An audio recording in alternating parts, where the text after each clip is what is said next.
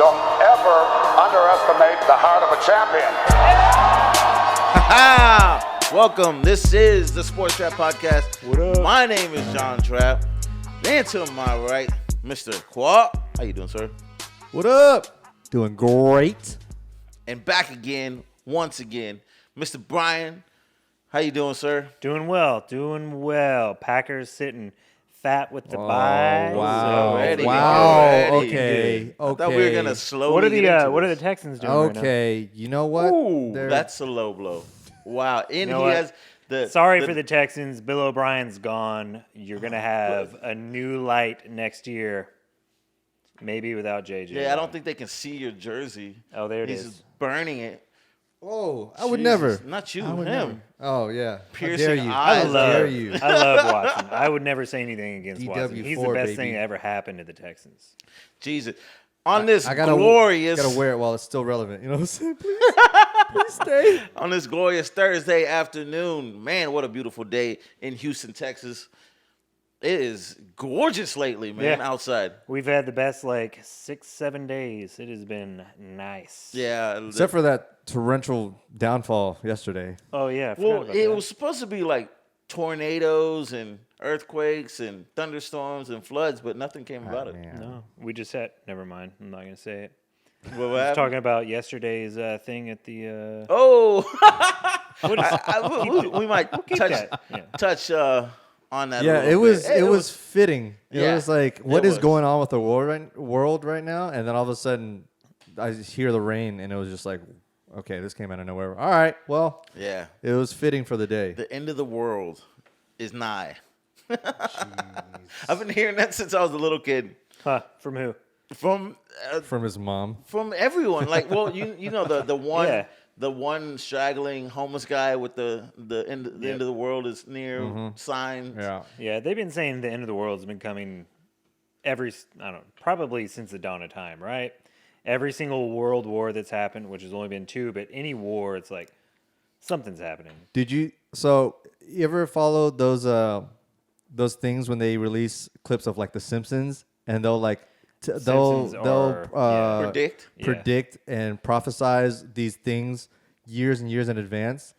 So the latest thing that's come out is there's an episode where it's just a screen cap of, I guess, them looking into the future, and it was, I think, Homer sitting on top of his roof with a gun, like AK. He's like right geared or whatever up, and like the city around him is like burning. Oh my God.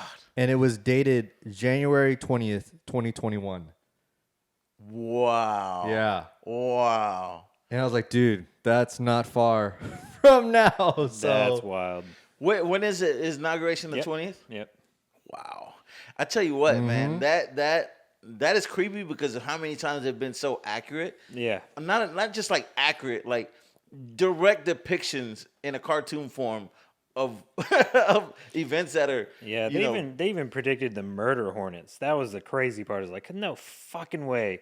Box falls off the truck from some foreign country, and then they just pop out and start swarming people. It's like, what? I'm wondering how much of it is just coincidence because they've done so many shows, right? But how many times can it be a coincidence before you got to stop thinking it's No, a they know coincidence? something. These cartoons. think they're from the they know future or something? Yeah, could be. Could be. Nah, I thought this was a sports show though. Oh by the yeah, way. let's talk about sports. Murder Hornets. Yeah, that could be a new team. That's name the new right there. team name, Yeah. dude. That's what will come back in the XFL as.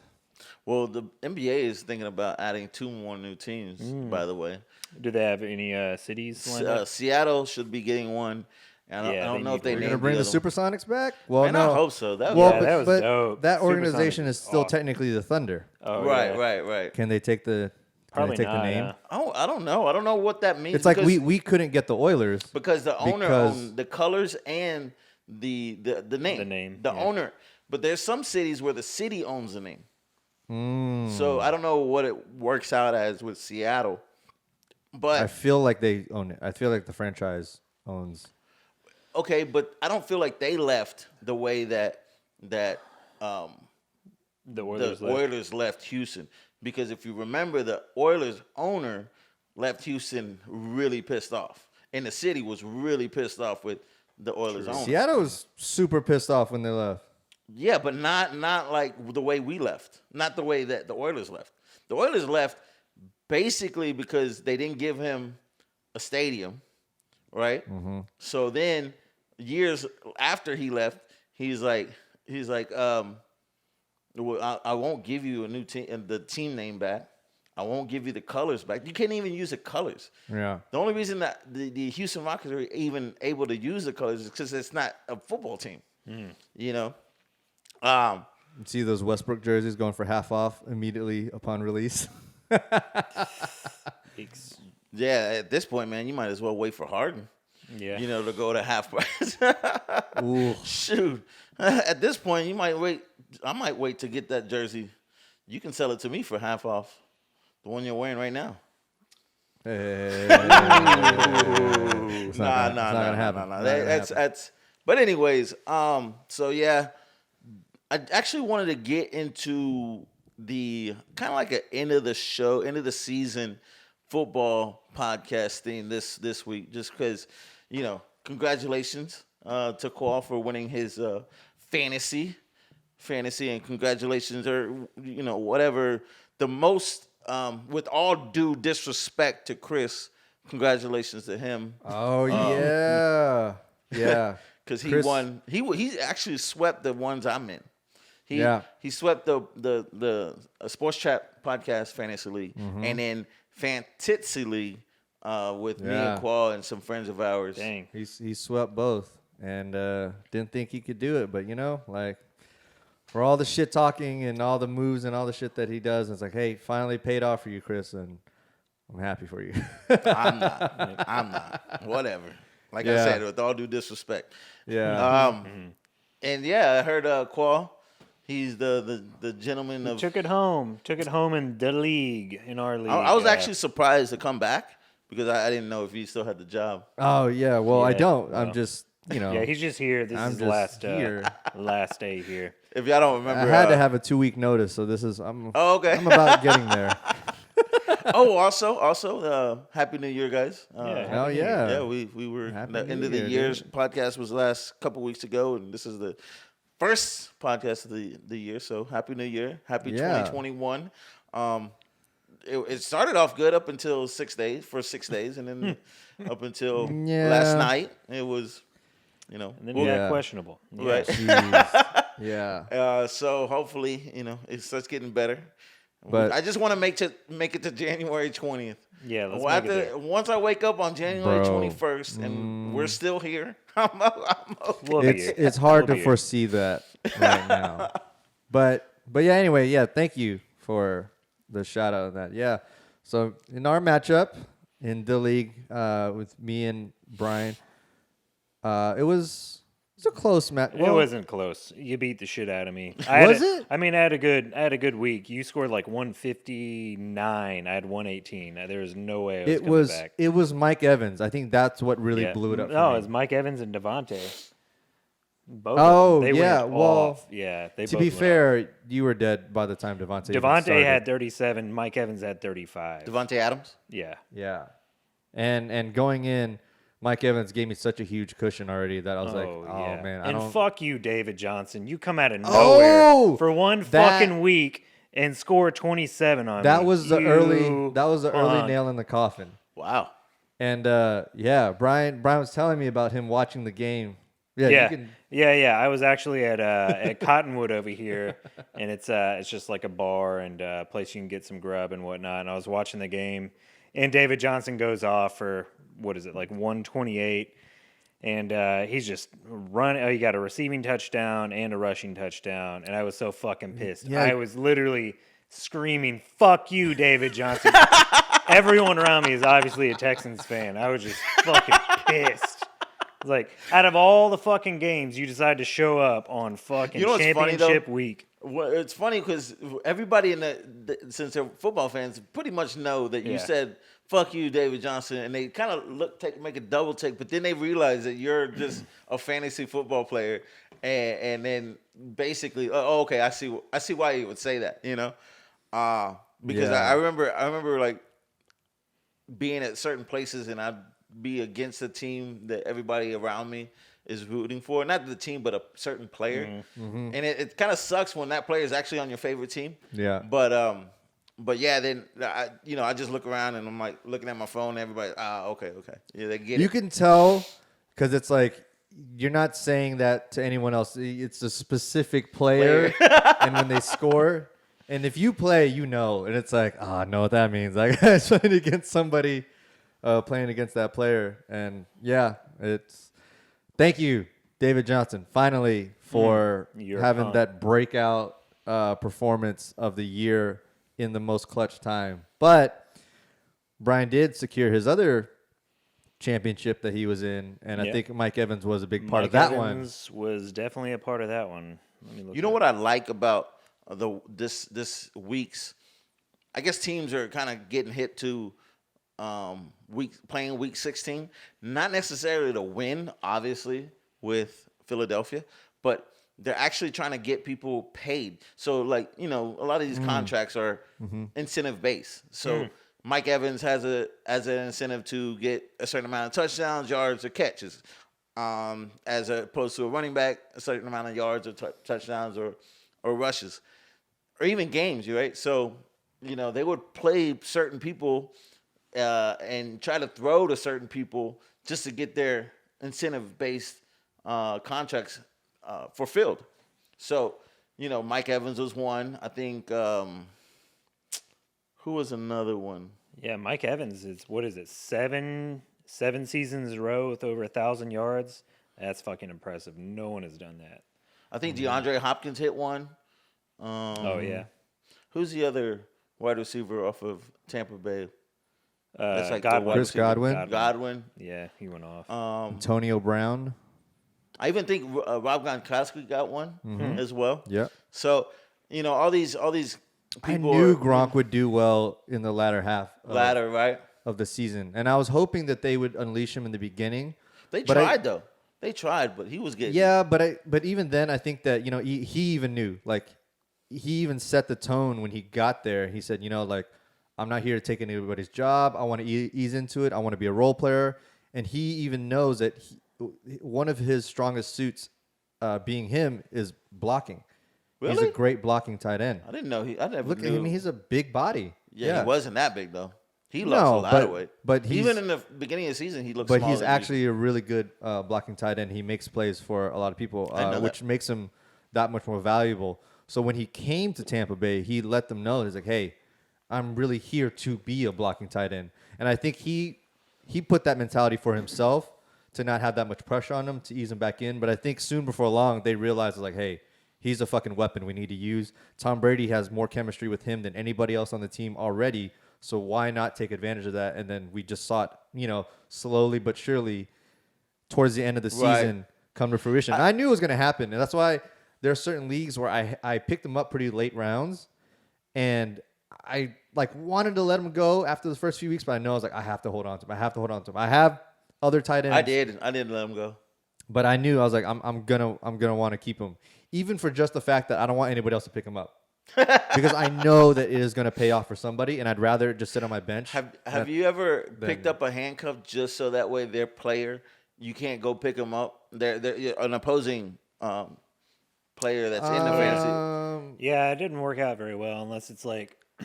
It's not worth it. I don't think to I me. have. It never ends up being worth it. It's more like a spite thing. It's just like, I'm gonna do it to you anyways. Yeah, I've done that. I think it's only worth it for that 1 week that you play against said player, But other than that, it's some super spite right there. If you want to just it's strategy. It's strategy. Yeah, But was it week it is. 15 when Zeke went out and Tony Pollard just fucking balled Oh, out? man. But I had picked up Tony Pollard before Zeke because Zeke started fumbling the ball, whereas Zeke would never fumble. I think he had like 2 fumbles in like 3 years, and then he had 2 fumbles in one game, and then another fumble in another game, and I think tough year for him. Yeah, I think he was the number 1 bust this year.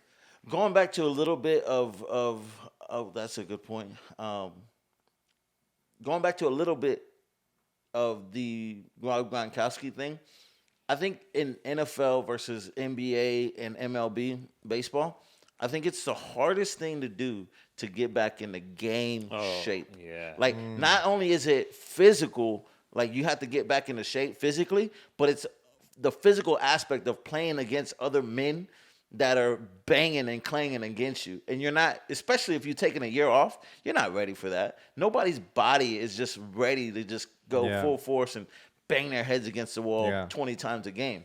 And Right? him specifically too, yeah. Right. He did lose a lot of weight. You know, he was living like a healthier lifestyle that wasn't about lifting weights. He started that. Whatever happened to his CBD company? He started that CBD Medic. That was like a big thing for. I think he's getting sued for that, actually. Okay. Yeah. Yeah, him and some other sports guy. I forgot who it was. Some other player. Oh, that's right. That's right. Yeah, they were talking about. It was just like false advertising. Like, I don't know if it was a CBD thing or maybe something else, but I remember seeing Gronk getting sued for some like false advertising. Well, they put so many claims on it. Yeah. You know, it was kind of like the balancing bracelets that the MLB tried to put, and they got sued for that shit too.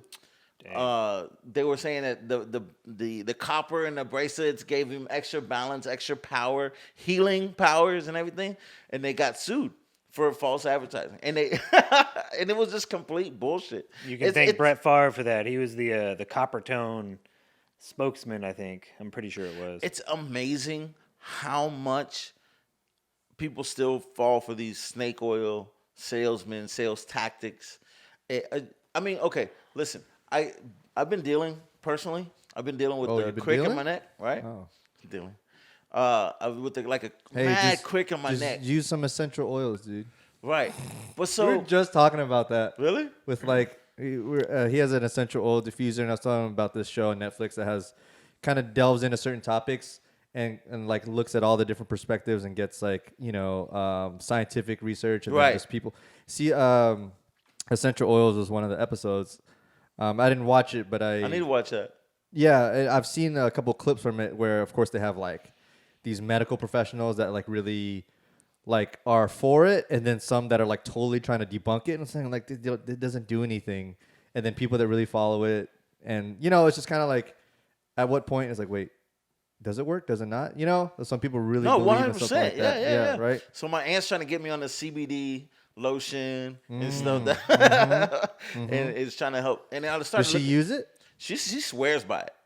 Just same thing with see, it's like one of the It's other. always the ants, though. It's always the ants. They're the ones with the essential oils or something like that. Oh, you just lost your arm. Just rub some peppermint on your temples there. Everything will feel fine.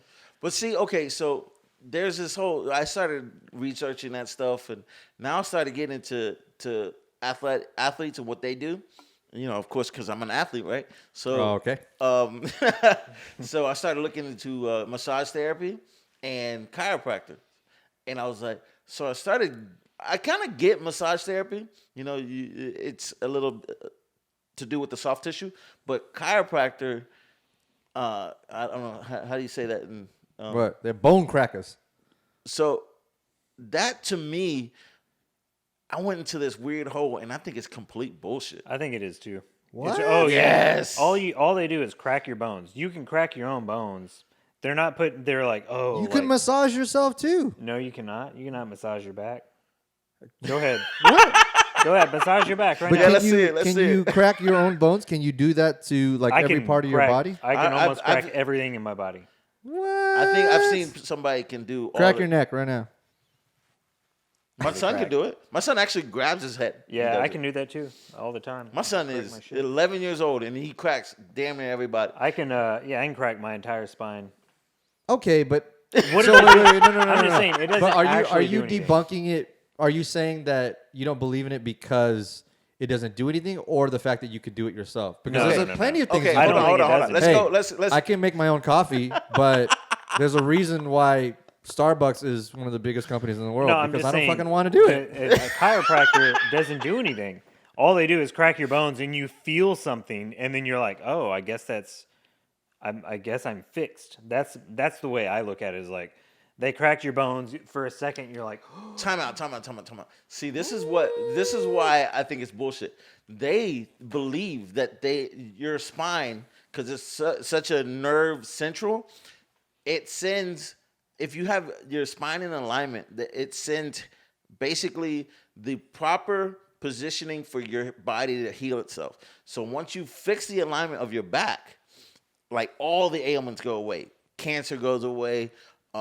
Any diseases that you might catch go away.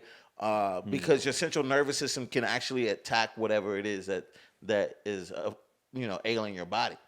So I'm just thinking all they're doing is cracking your back.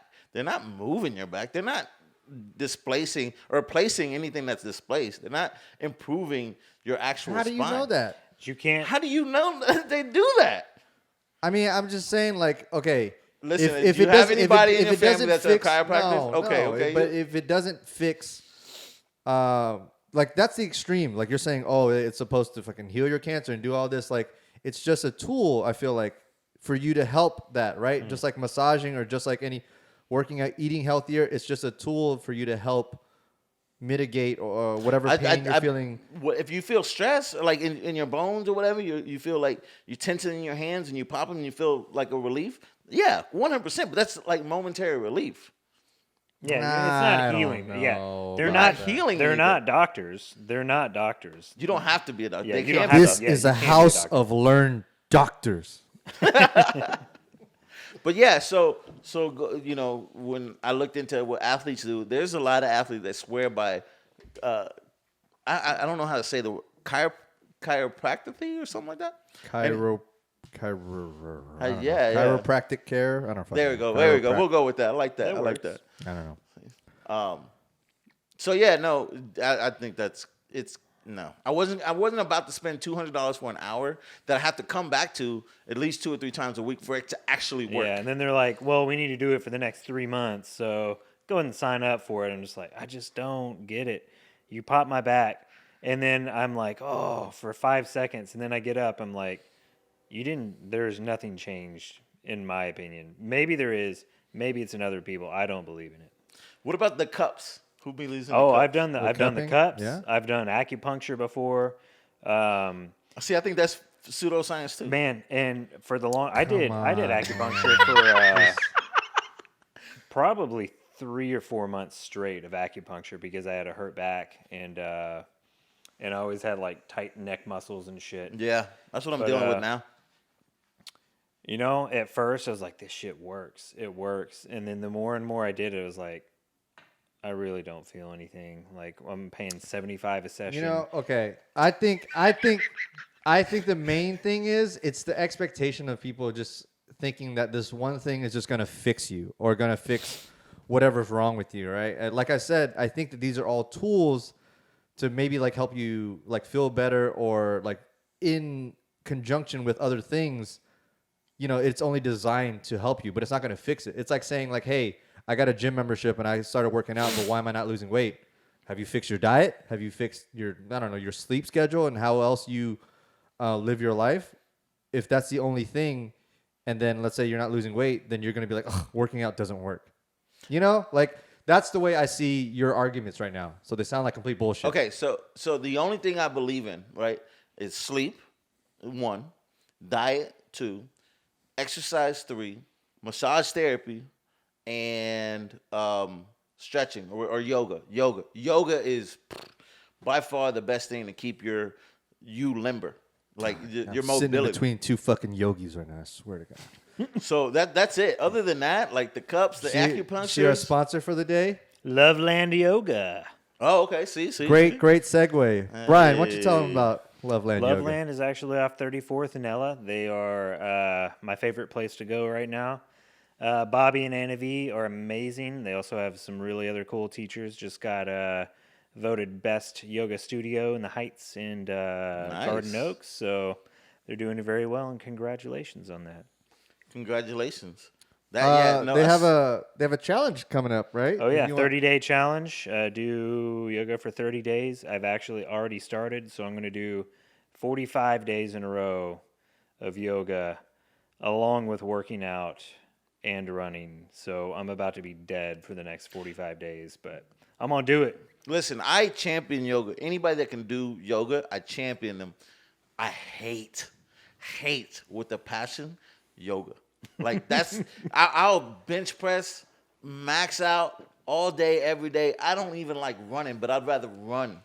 But I know the best thing for me, as far as exercise is concerned, and just like I said, mobility in general. Because as you get older, the less and less you are able to even just get up out of bed. Yeah. And the morning, sometimes you feel like you're more tired than when you went to bed. It's because you're so stiff. But yoga, after I do yoga, I feel like I can do the splits. And I haven't done the splits since I don't even remember. But no, yoga is A1. For you to do it 45 days in a row, we'll see. More We'll power see. to- I'm on day 4, so I got a long way to go. yeah, so I back in the day, I tried the P90. No P90X. Yeah. Oh, my God, dude. I dreaded With that yoga, old dude. rip dude. I was like, man, this dude's got to be 70. What He's was the ripped. other one? What was Tybo? Billy Banks. Y'all remember that? Oh, Tybo. Tybo. Yeah. That was you that know was like what? the first P90X, I think, that come out. It was like a little video series with Billy Banks. I tell you what, think that was P90X still. Man, I've never Packs a done it. punch. I don't know if I want to do that. I don't know. You if never tried it? No, I've never tried It's it. intense, man. Yeah, it's good. It's good. It makes you lose weight fast too, and it's like an hour and a half every day. And then it had was like Insanity and all these like other yeah, ones and that's stuff. right. You know, but that was like P90X. I think was like the big one that kind of like started that wave. And I think their whole philosophy was like, dude, you got to confuse your muscles. Yeah, Like they took everything that was like, oh, most people when they work out or do these things, they do like a routine or they do certain body parts in conjunction with the other. P90X is like, no, we're going to confuse it. So you do one and then do something totally I opposite. believe And that. then, Yeah, it definitely. I works. feel a like I shock can therapy go type of thing. on and on because I've been I've done this, did all that so long ago, and I feel like I can go on and on. But you actually reach a point where your body plateaus. So Yeah. essentially, you can do the same workout and not have any growth. Yeah. You can actually do the same workout and through whatever reasoning you will lose strength. Yeah. It's just because your body catches up. It's an amazing thing, but confusing it actually gives you more mass and strength. So I think that was the whole philosophy behind that. that's 100%. And, but even then, right? So following that program, eventually it's going to get used to that. So you got to confuse it again and just switch things up. Going back to the whole the whole snake oil thing, the thing that bothered me about that whole system and every little program, they push so many supplements and shakes and everything. Like, you don't just get in the habit of working out first. Go baseline. You don't need all that stuff. You really don't. Because it's just it's extra money that you commit to before you even get to that point where you actually should use it. There's people that should use it. But then there's people that just get into a routine of working out. But yeah, let's. What's the place called again? Loveland Yoga. Loveland Yoga. Congratulations, guys. Thank you so much. Anyways, I actually wanted to get into the Texans a little bit. Take you down a little memory lane of the 2020 year that was a Don't look at 4-11 season for Deshaun Watson and J.J. Watt. So I think at the beginning of the season, we had Brian Gaines as a GM, right? We had a beginning of the offseason of 2020 going to this year. We had Bill O'Brien as a head coach and Kyle McNair as our owner. And we actually was it the year before or this year where Jack Easterby came on? It was before 2020, right? Jack Easterby, the team chaplain of the New England Patriots, joined our team, right? He eventually becomes and I don't know how, from a team chaplain to executive vice president of football operations of the Houston Texans. Now listen, I'm not trying to step on anybody's profession or how they got there, why they got there, or whatever. But he eventually becomes this vice president for the Houston Texans, and I think within one offseason, Bill O'Brien and Jack Easterby in cahoots? They end up firing Brian Gaines. I think he was Brian Gaines hadn't been here for like 2 years. He had been with the team No, but he wasn't general manager. Bill O'Brien took over that spot last year. Yeah. Oh, before last, like 2019. No, was it? No, Yeah. he became GM this year. Well, 2019 going into 2020, Yeah. starting this. But I'm saying Brian Gaines wasn't. He already was gone by this year for sure. Right. No, he didn't last the offseason. He got hired and fired within one offseason. Yeah. So, anyways, they actually went to try to get and poach Nick Caserio from the New England Patriots, who was at the time, I think, a vice president of player development, I believe. Yeah, I think it's right. From the Patriots, and the Texans got hit with a big fine because the Texans were, what is the word? Yeah, I don't know. Shopping too early? I don't know the word, but Stupid.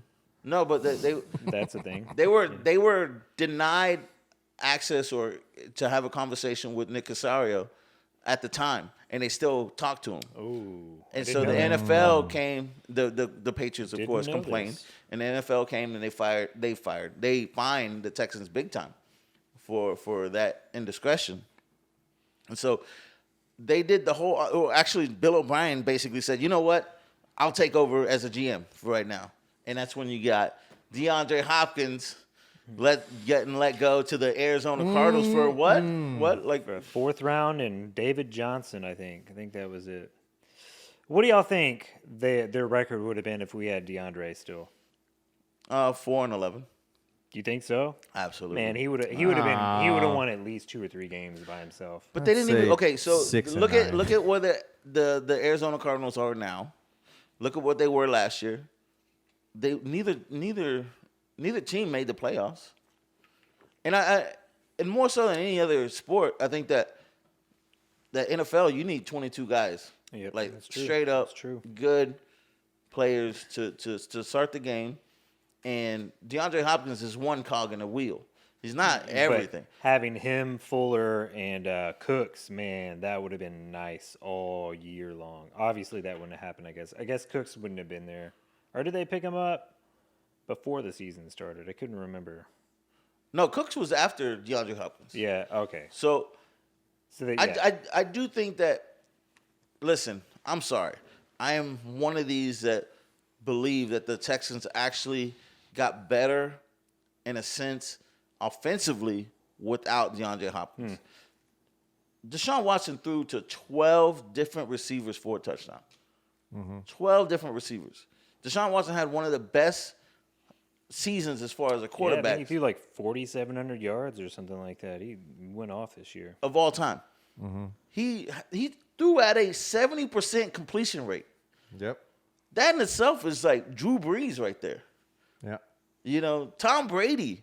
You know, as much as it's been a short career so far for Patrick Mahomes, but you can actually say that he's one of the best quarterbacks that we've ever seen. These are top tier quarterbacks that are surefire Hall of Famers. You know, and Deshaun Watson's on that level already. You know, so I think that DeAndre Hopkins became somewhere where he was like too big of a planet, where he would pull so much, you know, of the offense in his direction just by him being on the field, because he was such a great player. And I'm not saying that's a bad thing, but it became somewhat of a handicap because you had to throw it to him. You had to throw it to him. And at this point, what we're saying out of Deshaun Watson, he got to kind of flourish and open up a little bit. 12 different receivers for a touchdown on a team that's 4-11, on a team that basically lost their number 1 wide receiver, lost their number 2 wide receiver in Kenny Stills, or 3 at the very most. Brandon Cooks, who had been in and out of lineups for the past 2 years with concussions. And name a tight end off of the Texans, or name 2. Darren Fells. Jordan Akins. There you go. Yeah, Who's the other one? Was we there were another? third. We were third. I forget. Who You it know, was. he didn't have his running back all year. You know, That's true. Yeah. and so for him to do what he did, Except for I'm week impressed. 16. He actually had 4,800 yards. What was it? 48, 23, 48. He had 33 touchdowns, 52. 7 interceptions. That is impressive. And then look at how many sacks he took compared to Tom Brady, Patrick Mahomes, Drew Brees. I can't. Yeah, really he count took Drew Brees. 49 sacks. Rodgers only took 20. Look at that, half a clip. Tom Brady took 21. Jesus. And he's doing these with this type of protection, this type of numbers, this type of production, and the defense has been atrocious. Oh, it's been brutal. You know, so can you go back to the question? Did he actually cause us to lose games by trading away DeAndre Hopkins? I don't necessarily believe that. It's just too many things that have gone wrong with the Houston Texans for me to say DeAndre Hopkins is the end all be all. Because who would we have if we didn't get? Definitely not end all be all. But he would have helped, especially late in games. You just throw it up to the guy; he's gonna catch it. Well, I think that the whole thing with Fuller, had he not getting caught with, a little No wonder he was sauce so good this year. in his tank, so it's just it's frustrating. I get, we have Chris off camera. He's going into these diatribes of how bad the Texans have just butchered the offseason, butchered the front office and stuff.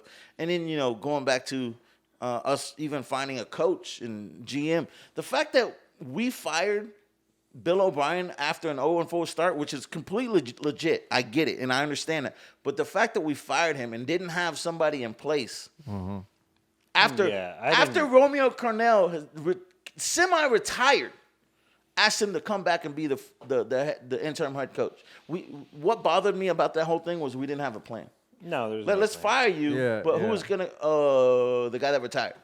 Yeah, who's gonna be our GM? Yeah. I don't know. I mean, I don't think that Hopkins was the end all be all either. As much as I love them, but I hate that we didn't get a chance to have him be on the team while Bill O'Brien wasn't there. Yeah, And that was the main thing of they're all unknowns at this point, right? And of course, we don't know how the season would have panned out if Hopkins would have stayed. But I would have loved to see what he would have done after Bill O'Brien left, because the first game without him, and we already didn't have Hopkins. It was like one of our best showings ever. True. And it was just like, man, what would that have been with D-Hop? And it's like that's what I miss, for sure. And I'm already at peace with him not being here. And he's happy, or seems so, in Arizona. And I'm happy for him that he's found a place where he can call more so home. Because you saw it, that he was giving it his all here in Houston, like JJ is, like Deshaun is, and he just felt defeated. And I hate seeing that in a player that I root for and that I love.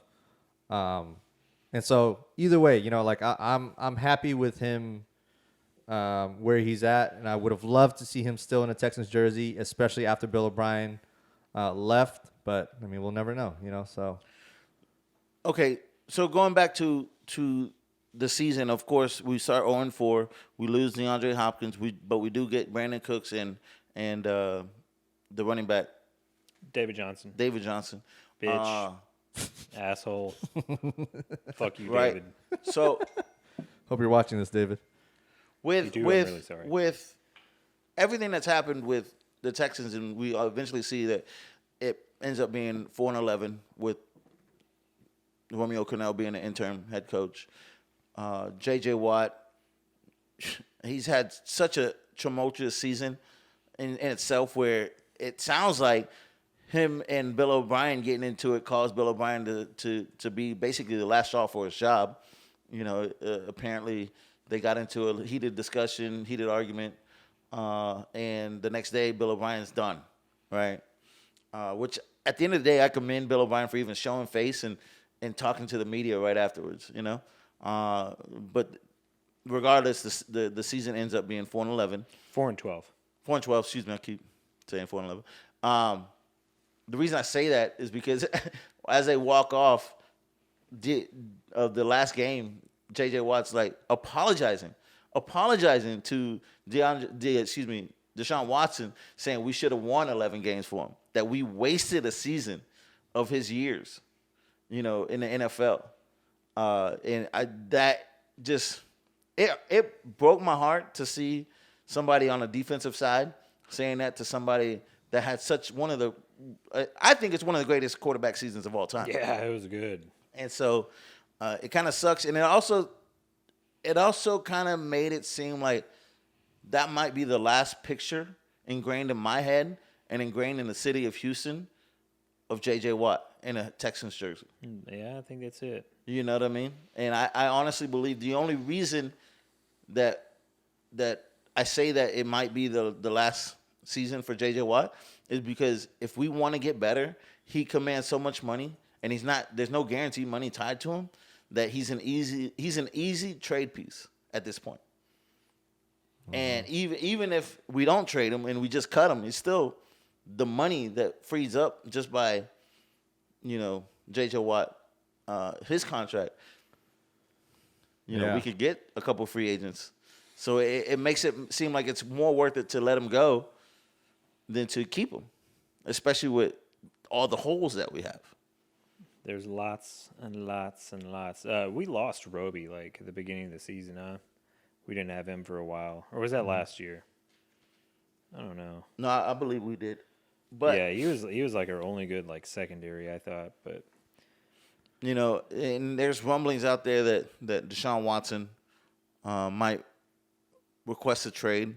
I think what he's doing, honestly, is he's or his people is putting feelers out to see what kind of reaction that the city of Houston might give him. Mm-hmm. But I think that, honestly, he owns the city. I think that at the end of the day, if he just sticks it out, I think that he could bring a championship to the city. He's that good.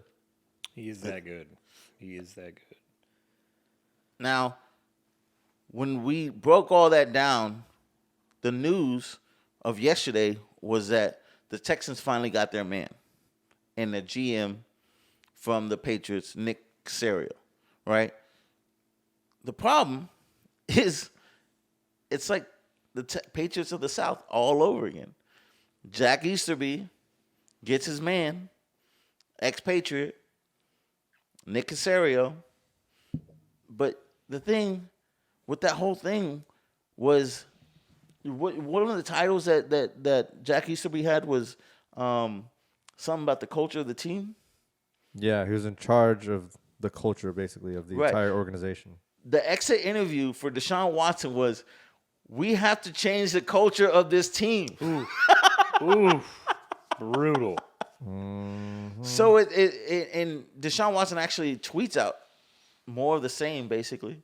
I'm paraphrasing there, but I think, some things never change. That's what the exact tweet he put up. Man, that's not good. And he took it off. But I mean, that was almost like, let me do my interview, say somebody asked me what needs to change. The culture. Okay. What happens? Within the next week, it's more of the same culture, right? Some things never change, and Nick Caserio gets hired as the GM, and you have Deshaun Watson putting out that tweet. It's obvious what he's talking about. It's obvious that he's frustrated. And it's just, I like the way that the Patriots do their business as far as, listen, you come in this team, you work your ass off. As soon as you want a big-ass contract and you're asking for money, see you later. Yep, they right? don't care. Listen, we're not going to stop you from going to get more money. But go ahead. We can do without you. Not so much without you, but we can find other talent for cheaper. Yeah, they can go find an 8th rounder and make him a Pro Bowler the next year. It's insane. Right. But here's my problem. You let DeAndre Hopkins go. I don't have no problem with that. You think you got the best deal? I don't have any issue with what you believe is the best for the team, right? What I do have a huge problem with, and I've yet to see the Patriots actually do this. As they're walking out the door, you kick them in the ass. As they're walking out the door, all of a sudden that DeAndre Hopkins is a problem in practice. Oh, all of a sudden he has too many baby mamas that come through the practice. Rumor has it.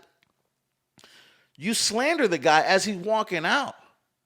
Even if he slanders you back, or even if he has a problem, and he comes in and he starts like saying that, Bill O'Brien isn't, this guy that we all think he is or whatever. I don't care. You're a team. You're above that. Do not come out and slander people and somebody that's given half of their career basically to you. And now that they're no longer on your team, you're going to treat them like basically not professional. I don't think it is at all. And that's the biggest problem I have with that. Is a joke. It's a joke. The whole organization is just, and Deshaun's right. Some things never change, and maybe it won't, especially with getting all these Patriots in here. Do you think that Patriots are just paying all these people to come in and sabotage other teams? Is that a thing or what? Does it seem like all their assistant coaches do not make any? Except Vrabel. Vrabel's the only one that's like, he wasn't assistant coach, but man, he's like the only one that has just been, what's his name? The Detroit coach, he got fired. Matt Patricia? Yeah, he couldn't do anything. They were saying that Matt Patricia is like, why do you have a pencil in your ear?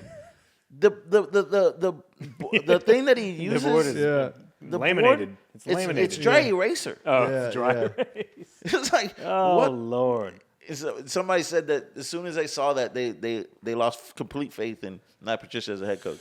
Yikes. And so that's his look. It's his signature look, dude. That fucking pencil in his ear. I tell you what, Bill O'Brien wasn't a complete disaster. I mean, he led us to a couple playoffs. Yeah. And I think that he's at this point, Mike Vrabel is on that same trajectory. We don't know what he's going to end up turning out to be, but at this point, he looks like he has a good future. They have a winning formula down there.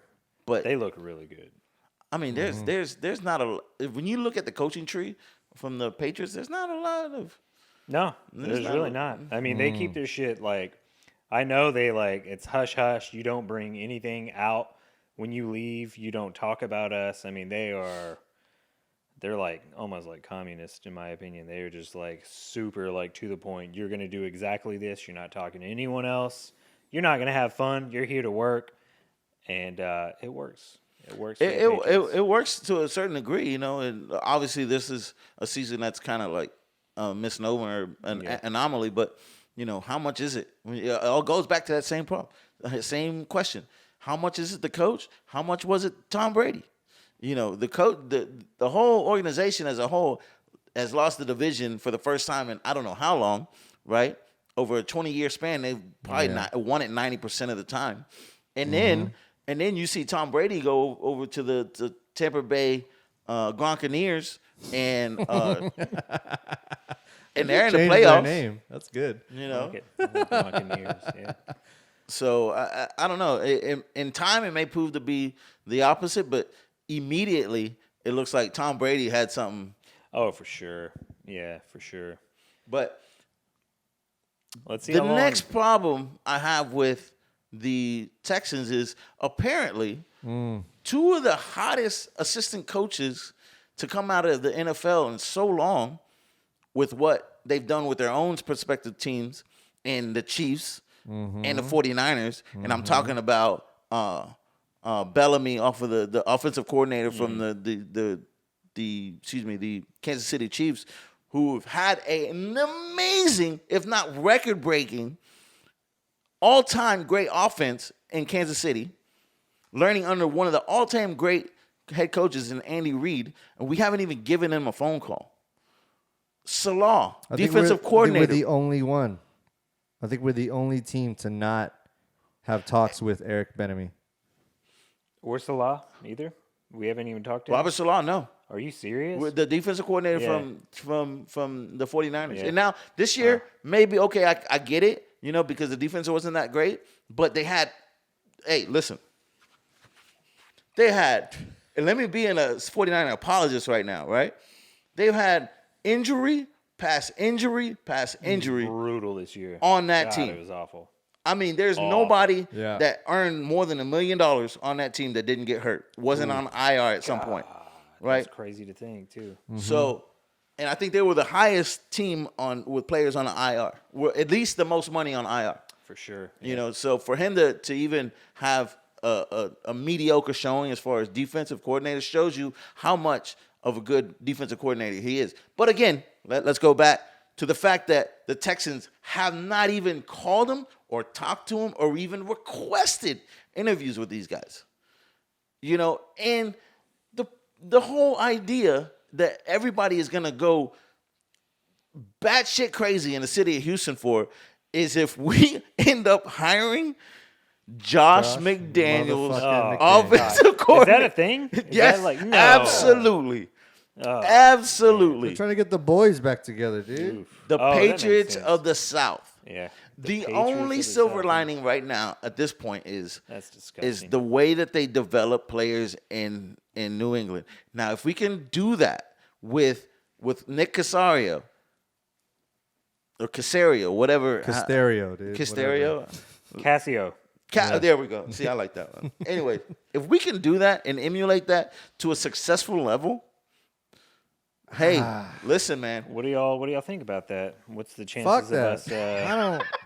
I don't want to be the fucking Patriots, man. Like, and you know, it goes back to the whole you saying the whole thing with Jack Easterby and how even on his bio on the Texans website, you know, it's one of the main taglines in the first part of his bio is that he is in charge of, he directs the culture of the entire organization. You know, and I think that's the main thing. And I was like, man, like, I don't know, like you even said it about the Patriots and how the organization was run, and it's like, yes, were they arguably the most successful dynasty in sports in that I don't span? even think it's an arguing point. I think Right? it just is. It just is.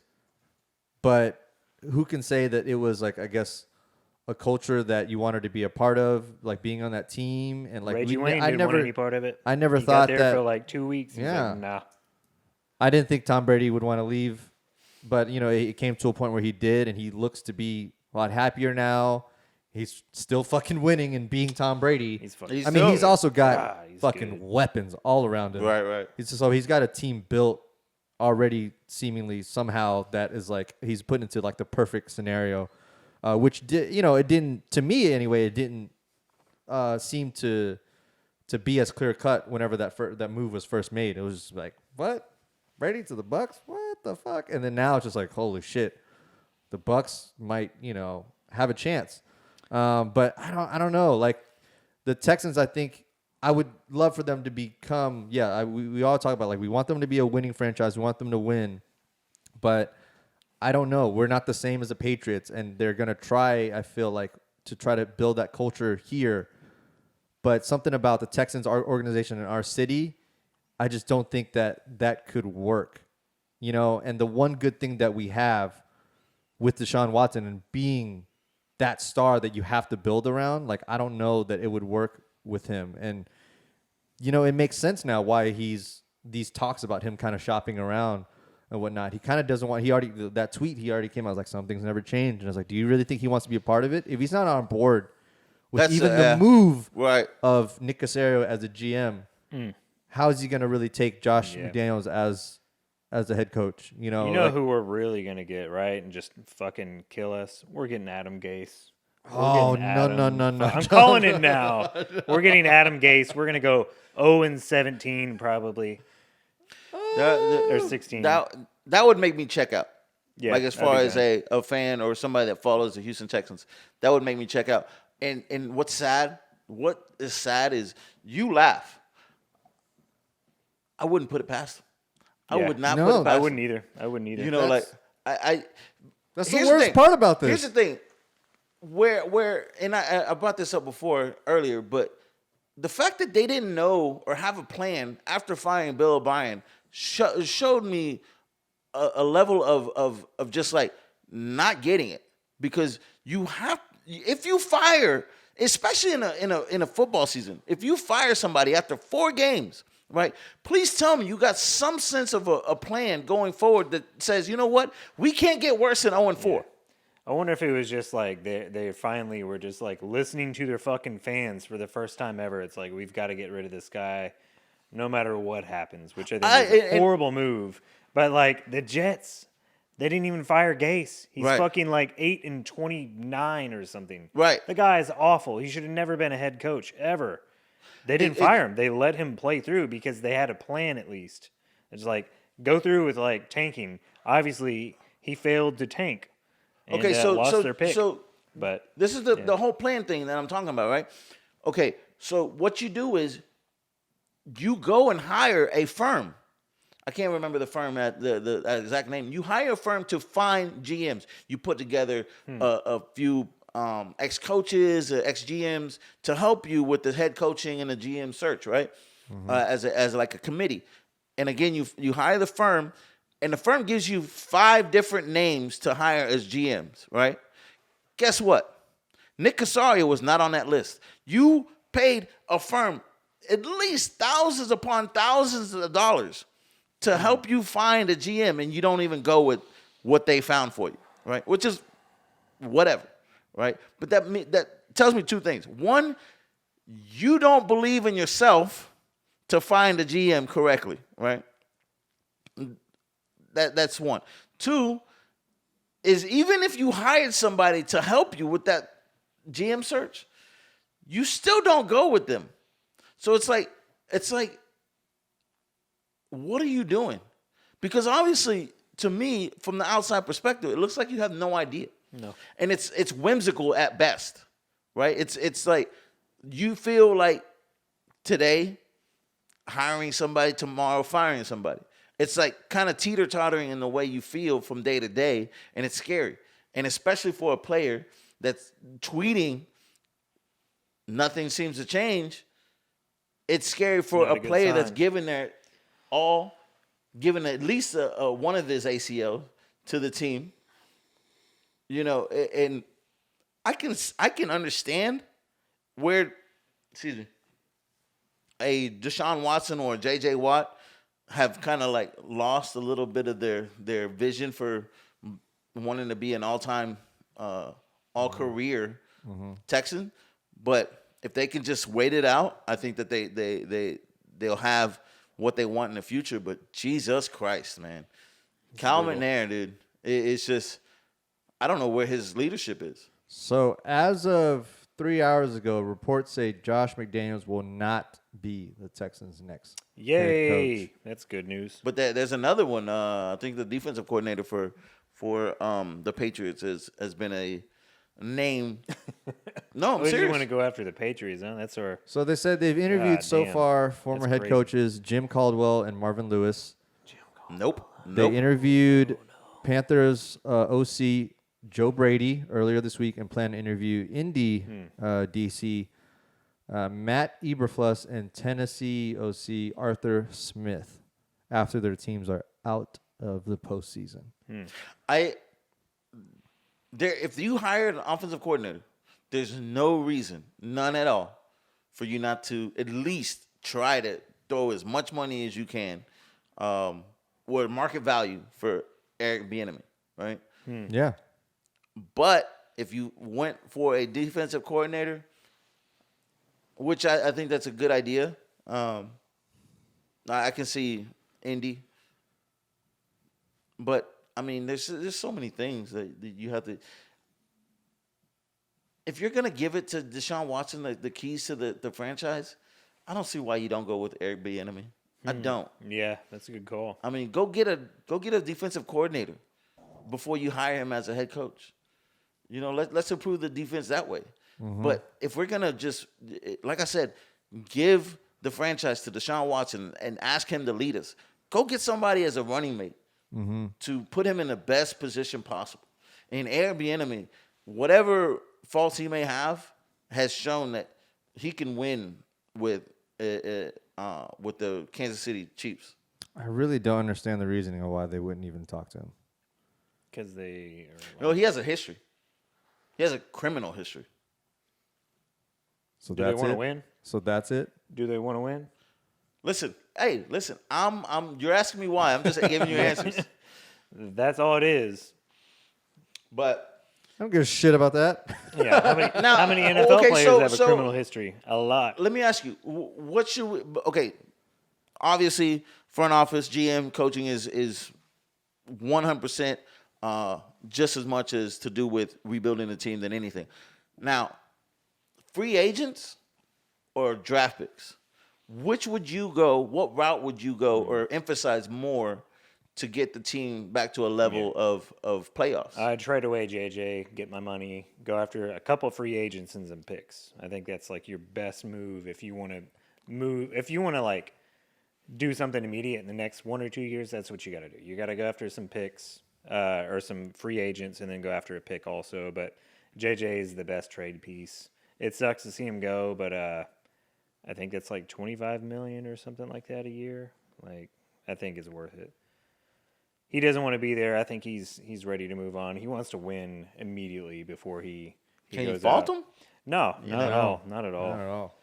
I think he needs to go to the Packers. Oh, first off, I would like to see that. That'd be Only cool. because I mean that's cool for him. That's To the go back team to that his he hometown. Yeah. to the team that he grew up cheering for. I think that's every kid's dream that grows up to be an athlete. Man, like if they could play for that team, Yeah, that'd be awesome. that'd be awesome. Or for him to play with his brothers. One of those two, I think would be amazing. And so if he's not going to stay here, which you probably won't, I'd want to see him in one of those two spots. Yeah. I'd hate to see him leave, but hey. Like I said, I think that J.J. Watt walks out tomorrow and he has a statue the next day. Yeah, probably. Yeah. So I don't think there's anything that he can pure do. Hall of Famer for sure. I don't think there's anything that he can do to ever lose his position in. TJ Watt is going to be a Hall of Famer also. That guy is nuts. He is something else too. Boy, something in that Wisconsin water up there, right? I don't know what it is, but man. Have you seen their mother? No. The mother is so small. She's a tiny woman. And I'm like, Jesus. Yeah. How did those men come out of that little woman? I look at my nephews the same way. I look at my nephews and I look at my sister and I'm like, whoa, that head came out of that? Oh, wow. No, that's a running joke we have in our family. But shout out to my nephews. Love them. Love their big heads. You want to talk about Tyler the playoffs? and I want to talk about the playoffs. Nathan. What's about to happen in the playoffs? This is actually one of my favorite weeks of the year. It's the best week, I think. Well, I don't know. The conference is also like super dope too. Let's say the favorite actually the favorite time of the year because you got the fantasy the fantasy finals, you have wild card weekend, then you got divisional championships and stuff. But I do want to introduce something that I've never done before, but I will start doing now. And I think I'm gonna start with one game this week, right? It's actually doing the picks, not only the picks, but the money. I want to start, actually going into a little bit of picking a team and throwing some money at them and seeing how that works out and kind of keep it running and seeing if I can win some people some money. I would love to win some people some fans some money and see how we do. So see what the money line looks like on these games, and I'll pick one and we'll go from there and kind of like keep a tally week to week. I don't know if you guys want to join, but I'm a I think I'm gonna put like, what should I do? 50 or $100? Ooh, are you just gonna straight up? Yeah. No. I mean, or we can like over under maybe, or we'll see. Let's get to them. All right. I got them pulled up. I'll go through them and I'll tell you the odds in them as well. We'll start with Steelers and Browns. So dude, I think that's the easiest one to go with. I'm not gonna do that. I want to make it a little tough. We got the Steelers at 6 points. 6. Yeah, around 6 points. That's it. Yeah. Oh, I might take that. I think so. Steelers favored by that's 6. Mm-hmm. Jesus. So they don't even the Browns don't even have a head coach. Stefanski, he's not even there. Mm-hmm. He can't. That's gonna change. You think so? Yeah, it'll change. I guarantee it'll go to like 9. The line. Yeah, the line. the okay. line's gonna change. For Okay. sure. Let's put a star So next to get that it because in I need now. to get it. Yeah, get it in now. Wow. So, from what I understand, the facility is shut down. The coaches out. He can't coach. Will he be able to coach the He week? can do virtual. No, he's not coming back. He's okay. No, he's not going to be on the sideline. That's Wow. Yeah, That's the we're Browns fucking right there, man. So They have exactly. So we already seen what the Browns could do with no wide receivers, right? Mm-hmm. So, hey, listen. Star next to that, we'll come back and we'll visit that. But I like that. That's a hell of a teaser. Yeah. What's the next game? So obviously we got the Steelers. Anybody got Steelers. Steelers plus points. +6. Yeah, I'll take I it. don't see how they would make it close. The Browns can't make this close. I don't think they can make this game close. No, unless the Steelers D didn't show up, which they haven't in the past like 3 weeks. They've kind of been a little soft, so maybe that's changed. I don't know what's going on with that. I know they lost a couple people, but yeah, I just don't see it. I think the Steelers will take that. Next game. So let's flip it to the other side. Let's go with the Colts and the Bills. We got What's the line on that? the Bills sitting and a at half? 6.5, around 6.5. The Bills got a better line than the Steelers. Oh no, At the moment. nah. I mean, I can see the Bills winning more than 6. I got the Bills 100% with the points, but I'm not betting on that one. I'm not going to bet on that. The defense from Indy is nice. That's disrespectful to the defense of the Indy. Now, old buddy Phillip Rivers, does he have enough gas in the tank to finish this playoff? He better, man. He's just always got this close and then thrown an interception to lose it all. It's been so close. I root for him. I really do. He plays with fire. He plays with 100%. Man, he's such a good player. He's a good teammate, too. But I hear he's like one of the biggest shit talkers that doesn't curse. He doesn't cuss. He won't curse. He has Yeah, gummit. Yeah. Like he's always. How many kids does he have? darn it, Like more 11, than a football team? 11 something like that. Wow. 14,000. He doesn't drink. He doesn't curse. He doesn't smoke. Good old All-American. Yeah. So I got Bills plus the points. Yeah. I'll take that. I'll take it. Bills. All right, let's go back down to NFC. We got the Bears and the Saints. Saints sitting at 10 points. This is the most lopsided odds of, I think, all the games. Man, I know it never works out this way because I don't think I've ever picked a wild card in the season that I've gotten at 100%.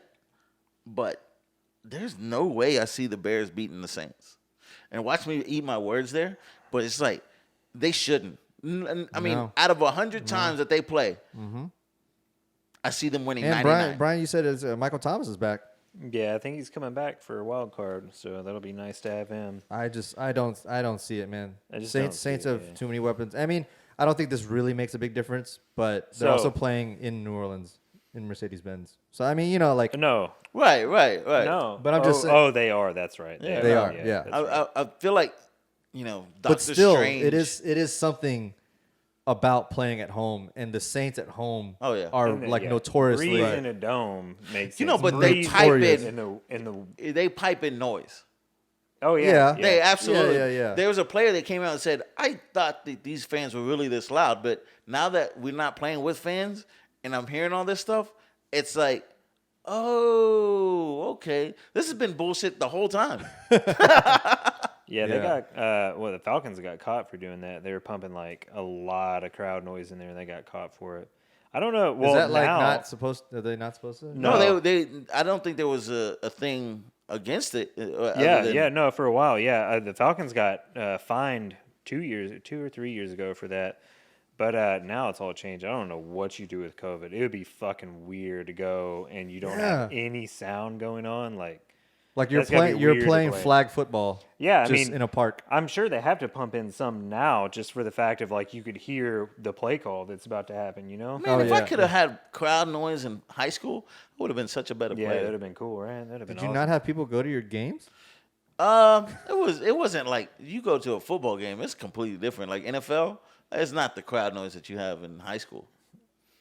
I guess that's true. We had a pretty Even in good, college, oh my God, I went to College is an nuts. AM game. Oh damn, I mean, honestly, a lot of NFL can't even compare to some colleges, dude. The amount of bodies that they can pack in a stadium because they just have bleachers. Like Michigan Stadium. Florida. I think Florida has like a but like $100,000. Michigan can fit over 100,000 people easy. Yeah, I think the Florida can. I think Ohio State. Yeah. I tell you what. I'm sorry to cut you guys off. I tell you what. I'm gonna go with New Orleans, not with the points though. Really? Yeah. So I guess Bears minus or the plus Bears whatever. D is surprisingly good. They are pretty good. And Trubisky. Yeah, dude. That Brian Urlacher, man, Trubisky has been playing pretty well lately. Has it been since you watched the Bears game? Yeah, dude. You know Khalil Mack's on this team now, right? Oh, who's that? I don't know that. Oh, wow. No, he plays for the Raiders. Yeah. I know that. Shut up. Yeah. So not 10 points? You're not taking the 10, No, man, that's a lot in an NFL game. 10 points is a lot. It's also the Saints, dude. I get in it. the dome. The Bears have been running all over the place, so, man, Montgomery looks good. He's been playing really well. Their line looks good. And Trubisky doesn't look bad. I mean, he's obviously not. I think don't he's think game he's a managing, winner. though. Yeah, it's game management. He's though. not the winner. He's not gonna win you a game. There's no way they're gonna beat the Saints. Right. Unless I just Drew think Brees goes they down. make it close. Taysom Hill might not play. I think he's cleared. Oh, the concussion? He cleared it? Yeah, I think so, yeah. I just read somewhere. Well, I'm a liar. I hear him. Breeze is reportedly to retire. He's already got a TV contract. He's already signed to it. do what? To commentate? Yeah. Well, what happened to Tony Romo? Is he still? He does it. He's still doing it? Yeah. Yeah, he's the highest paid. I like Tony commentator Romo's there is. fucking commentary. I think he's great. I think he's awesome. He calls plays. He's really good. Yeah. I like it. I like him more commentating. I think everyone. Actually, Tony Romo has been. I think Dak Prescott's taking the lead now, but Tony Romo was my favorite Dallas Cowboy player. You know, like I cheered over Aikman over. Oh, I hated them. Yeah. Over Emmitt Smith. I hated them. I hated Emmitt Smith. I never liked Emmitt Smith. I mean, although don't get me wrong, he's great. He's had the best blocking his entire career. Yeah. basically. Okay. But this is the unpopular opinion that I'll die on a hill with. On Emmitt a Taysom Smith Hill? is the greatest running back of all time. No. I mean, he's had the best blocking. He's definitely great. But I don't know. I'll give it to Barry Sanders. That's my own opinion. I don't know, man. There's a lot out there, but Barry had zero blocking. He had nothing. Who was his best quarterback? Oh, that's a good point. No one. Yeah, but okay. No one. When I draft, right? I also want to know who fulfills their position to the utmost. And as far as I'm concerned, Emmitt Smith checks every box. Listen, did he win rushing titles? Yes.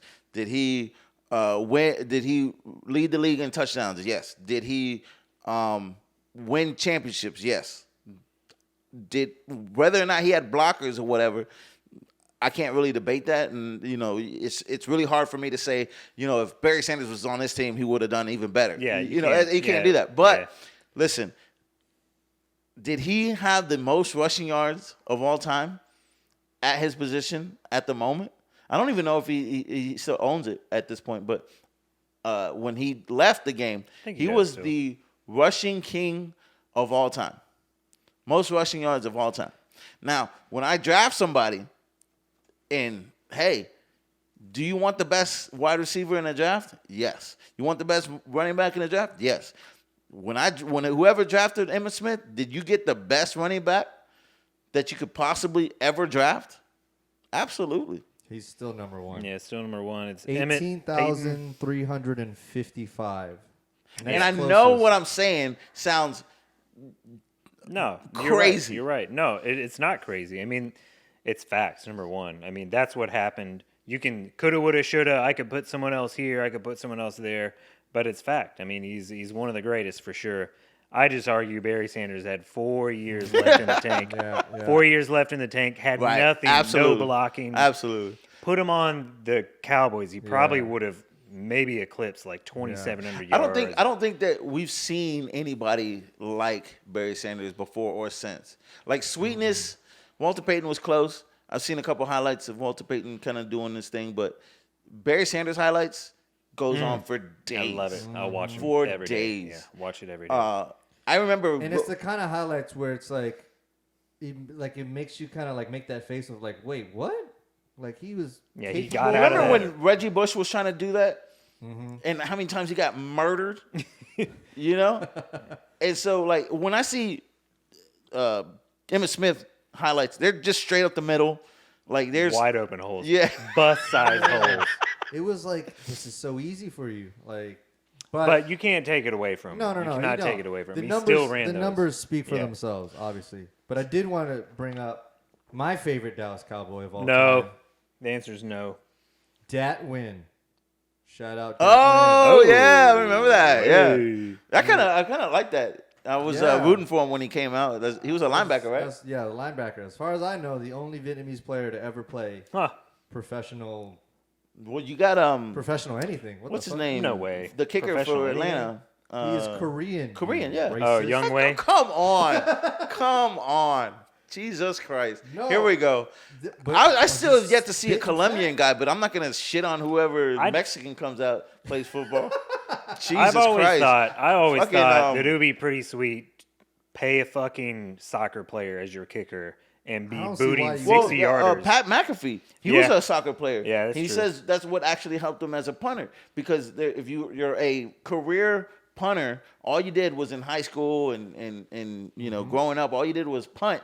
You don't know when the ball's not perfectly hiked to you, you don't know how to react. But as a soccer player, the ball's kind of funky sometimes, so you know how to react when things break down. That's why he credits himself to be such a good punter. Yeah, I feel like most of the greatest athletes all have a soccer background. Doesn't matter where they came from. They all have that footwork from it. I think soccer is like a core sport for which being is great. Roger Federer and Rafael Nadal. Yeah. Used to They all played be- soccer? Used to be Yeah. soccer players. Yeah. Okay. Yeah. There you Hakeem Olajuwon. yeah. Kobe. Ah. Kobe was a soccer player too. He is phenomenal. He has Yeah. great See. footwork. And that's the biggest inspiration for his whole entire shoe line. Yeah. I didn't know. Because they're all low They're all like profiles. low profile and like real sleek. They're all basically inspired by soccer shoes. So there's 4 wildcard games. What's the last one? Did I just lose where my page So right now I got Seahawks, Steelers Rams. -6. I got Buffalo -6.5. Have the Bears +10. Okay, now let's go to the Los Angeles Rams, the Seattle Seahawks. L.A. Rams. Oh wow! Sitting at I didn't know the division could play. Seahawks -3. I'm gonna go out there and say that's the game of the week. Yeah. Right? That's probably the most Well, intriguing matchup for me. Is Yeah, what's Is up with Goff Jared, playing? What's up with Is he Jared playing? Goff? it's his thumb, right? I think it looks like he's gonna play. If it's just a thumb, I don't think the line would be 3 if it wasn't Jared that's Goff. Seahawks, but the Rams for whatever reason have Seahawks number. It's weird. That division is weird because yeah. Seahawks tend to have 49ers number. No. 49ers tend to have the Rams number. But when it comes down to it, it comes down to Russell Wilson being a winner, and that's what he does. He just Ooh, that's a great wins. point. He just I like that. wins. I like that. I love Russell Wilson. You're a driver. You're a winner, Ricky Seahawks, Bobby. Seahawks +3, right? I mean Seahawks -3, right? Is that what it is? Yeah. Yeah. Oh take shoot, it. I forget. You know what? Since my hatred for the Seahawks is so deep, I refuse to cheer for them. So in order not to cheer for them, I'm going to take the Rams +5 or +3, right? 3. Yeah. Yeah. Yeah. So yeah, I love Russell Wilson. Everything that he stands for. Congratulations to what 3 kids with Sierra now? I think it's 2, but regardless, he's a upstanding man. I always say that More kids than I have with if Sierra. if that's for sure.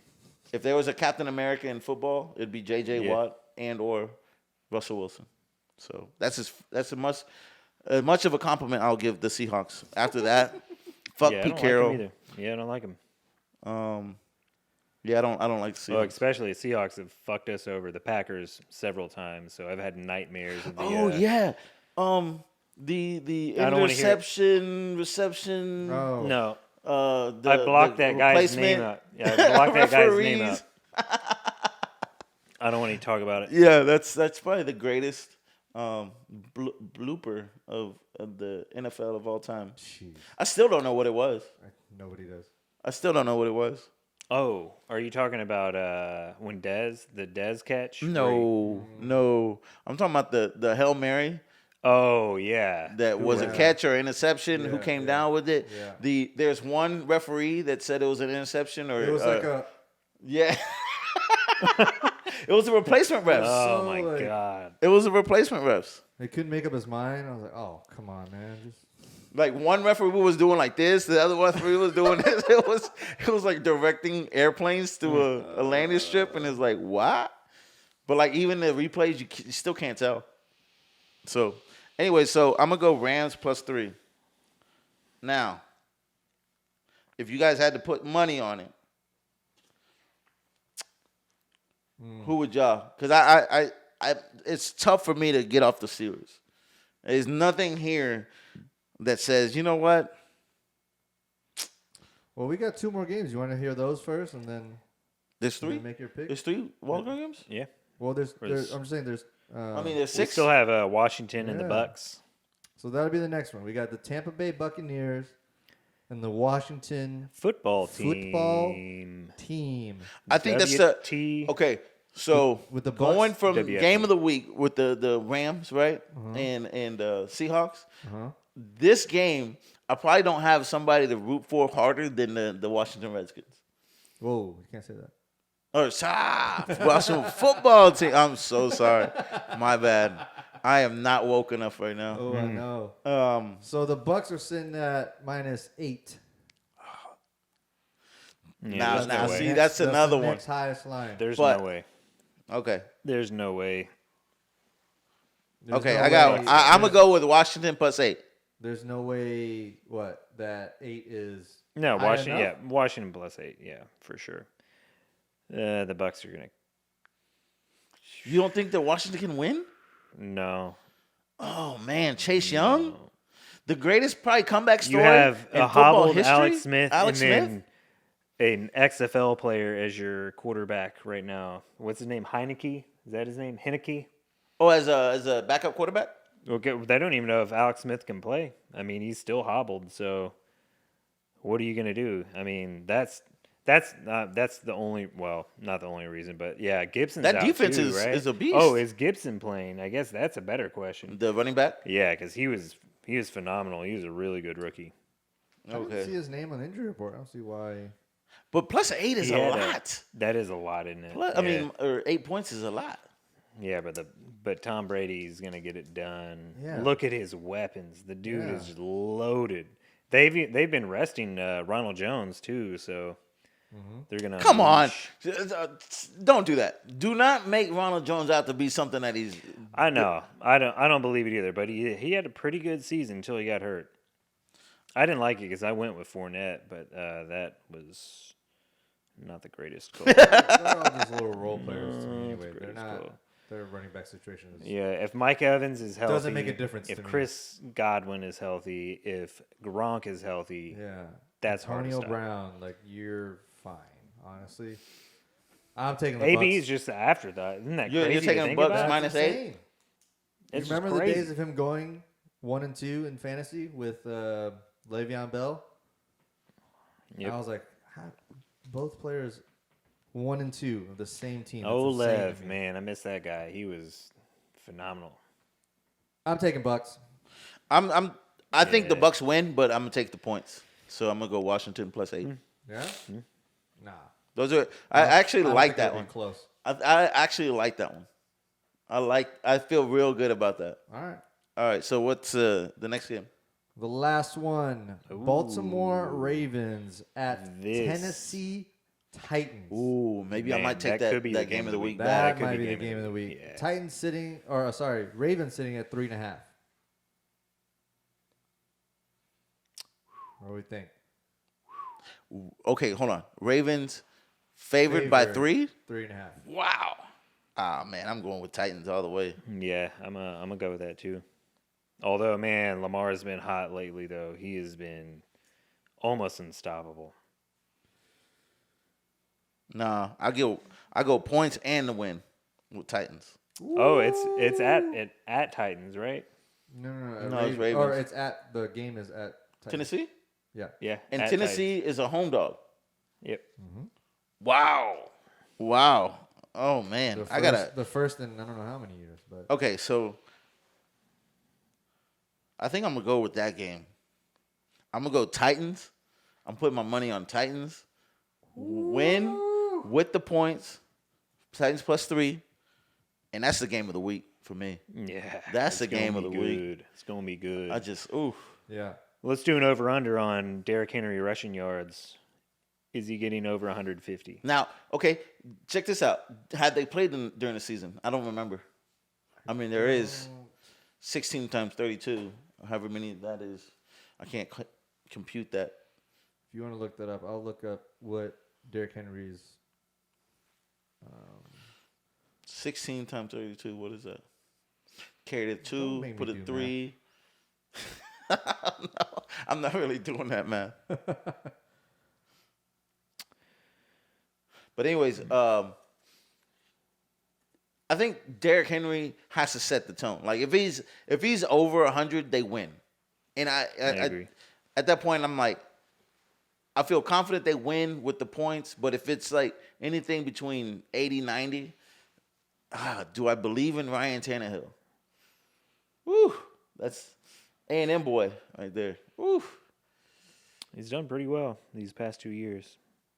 Yeah. He's a great game manager. That's it. He's a great game manager. He has a pretty good arm.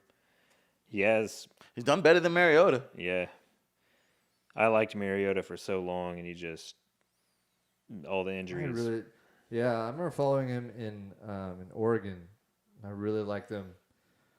But you know, everyone that usually comes out of Oregon, they're usually just too small. Right. Oregon's game is like small and fast. You go to the NFL, and especially the running backs. You got like DeAnthony Thomas, who was like lighting it up in college, but Right. just because he was so small and so fast. Right. And then he just got eaten up. They kind of like didn't even let the play clock run down. They were so fast paced. And then the offensive linemen on their teams were kind of smaller too, but they had better agility, so they could get to the second level a lot easier. And that's why you would see these holes and create yardage off of just like their agility and their endurance. Yeah, it looks like the Ravens played Tennessee week 11. Tennessee beat them 30-24 overtime. Ooh. Overtime. Ooh. See, but okay, if I have tape on Lamar Jackson and I have tape on Derrick Henry, who makes a difference? I honestly think that if I have tape on Lamar Jackson, I start finding tendencies in his game, it's a lot more impactful than Derrick Henry. I'm watching tape on you. I know you're going to go up the middle. And he's like, okay, that's fun. Try to stop me. Here's my hand. Here's a stiff arm. That dude is a bust. And here's 2,000 yards in one season, buddy. Woo. I swear, I was like, there's no way he's getting 2,000 yards that week, week 17. I was like, nah, there's no way he's he getting played the 200 yards. Texans. Yeah, he played the Texans, obviously. What do you have, like 234 and 2 TDs or something? Dude is a monster. Haven't seen anyone like that. Yeah, I'm one. The Titans have already won, and I know that it's hard to win 2 times against a team, but if they can get to the point where Lamar Jackson isn't gonna be Lamar Jackson for at least one game, I got more faith in the Titans than I do the Baltimore Ravens. Also, I think Ravens are going to get outcoached.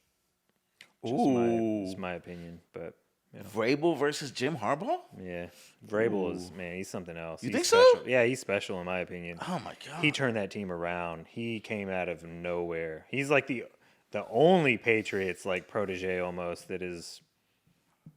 I don't know if that's true. But he's been something else for them. Man, look at you. Look at you. All right, so That's it, huh? I'm gonna go with. I can't go with Washington because that's too emotional to bet on. Because I'm a huge dog for comeback stories and Same. so I'll be rooting for him regardless. I will be. The Steelers and the plays. Browns, that I don't like picking divisional rivalries. Divisional rivalries seem to be closer than what people think. Yeah, it's so true. They know each other too well. Exactly. They know each other too well. But the COVID thing was Kevin Stefanski. So Stefanski, there you go. I think. Him being virtual coaching at this point. It doesn't work. It's not going to Yeah, work. that throws a wrench in it. But again, divisions always they always tend to be closer. So I'm gonna go with Titans, man. I just feel like people do not give Titans their respect. Nope. They still don't give Derrick Henry respect. Last question, and I'll leave you to it. These guys after this, but just to finish this off, Titans +3 over the Ravens. I think they go with the game and $50. I'm gonna start with 50. If I win, I'll double it up. Ooh. See how far I can take this. But anyways, hopefully I can win some people some money. MVP of the National Football League 2020. Hopefully y'all know. Who do Y'all know who it is. Oh, come on. It can't be that easy. It is can't that be easy. that easy. It's that easy. We just gave this guy, Derrick Henry, so much praise, and you're just going to poo-poo that away to go with your guy. Your guy off the Green Bay Packers. We all know who we're talking It was about. a legendary year for him. For both of them. Hold on. This maybe, guy maybe has, they share. How many Maybe they share. legendary years has this guy had? 2 or 3. All right. But you just can't give it to him just because he's already had some. No. I'm just saying. No. I don't know. I'm going to say Aaron Rodgers. Pretty good, but yeah, Derrick Henry. But, I mean, like Patrick Mahomes, no? Well, he had a great season. But he sat out too. So, I mean, I think that takes away too. That's not his fault. No, it's not his He's fault. so good that they chose to sit him Their out because they didn't. Team is so good. Not discrediting him at all. The dude's ridiculous. He is going to be the GOAT. There's no doubt about it unless he gets hurt. But take Devontae Adams off the Packers. They're not the same team. I think their only losses came when Devontae Adams wasn't even playing. Yeah, we also had, I think, one of the easiest schedules this year. It was, I mean, y'all beat, I think, 2 or 3 teams with a winning record. Yeah, I think that's it. It was a pretty easy schedule, but it doesn't matter. We made it to playoffs, so it's all about. You can't the really. game. I do have this argument. You can't fault a team for who they played. Yeah, because they had them in front of them, and they don't get that. Yeah, they don't get a choice. I think Aaron Rodgers. Now, how close is Derrick Henry to Aaron Rodgers to overtake him for MVP? I think it's at this point. Do you have anybody else, Khoa? Anybody else in the race? And unfortunately, Deshaun. The top 3 are Rodgers, Josh Allen, and Mr. Patrick Mahomes. Yeah. And Derrick Henry sits right after. I like having this conversation before the playoff starts because I feel like once playoff starts, you can get kind of swayed. Yeah, it gets. But Josh Allen's a good. Man, I think Deshaun Watson should just have an honorable mention, but unfortunately his team isn't. But 4-12. Patrick Mahomes, of course, always. Josh Allen. I think that he could make his name in the playoffs. He's made a case for himself in the season, but he's not there yet. When you think of those 3 names, Derrick Henry, Aaron Rodgers, Patrick Mahomes, you're not including Josh Allen just yet. No, I don't. You think feel so. me? You get what I'm saying? Yeah, he's there, but I don't know. So to me, it's come down to Aaron Rodgers and Derrick Henry. there's only been 10, not even. I think it's still single digits. 2,000-yard rushing seasons. That's history making right there, right? And in an age where it's all quarterback, you don't get these types of running backs anymore. Derrick Henry is setting records in a AFC which is basically defensive driven. I think the AFC is more defensive driven than NFC, in my opinion, except for maybe like the Chiefs. Other than that, does Green Bay have a great defense? They're doing a lot better, but no, I wouldn't say Saints have a great defense. They're pretty stinking good. Other than that, yeah, NFC, I don't think so. I agree with you for the AFC defenses. So, or should it be better stated like this? I think that it shouldn't be an MVP anymore that includes quarterbacks. It should be quarterbacks have their own award, and MVP, or an offensive player that's not quarterback should have their own award, right? Yeah. Right. I mean, yeah. I mean, They Henry. It's too still have- hard. Well, they still have, what is it, like MVP, and then they have what's like offensive player of the year. Yeah. Yeah. But And can't they're usually different players. Oh, It's really? Wait, is a quarterback not an offensive Right, player? right. It's like, why would it not? And so I think they do that specifically for that. That's kind of how they help mitigate that. They still want the MVP. They know it's usually quarterback heavy. Right. But they want to maybe award the skill positions a little more as well. That's so they do offensive. I mean, yeah, it's very hard to deny what Derrick Henry has done, but is it enough to eclipse something like an Aaron Rodgers or a Pat Mahomes? Honestly, I think so. I don't think that they even sniff the playoffs without Derrick Henry. Nor would. Oh yeah, I bet the Chiefs could do something, but no Aaron Rodgers, they would probably. What do lose you every mean? game. They drafted a quarterback in the first round. Of course they could. That was the worst pick almost ever.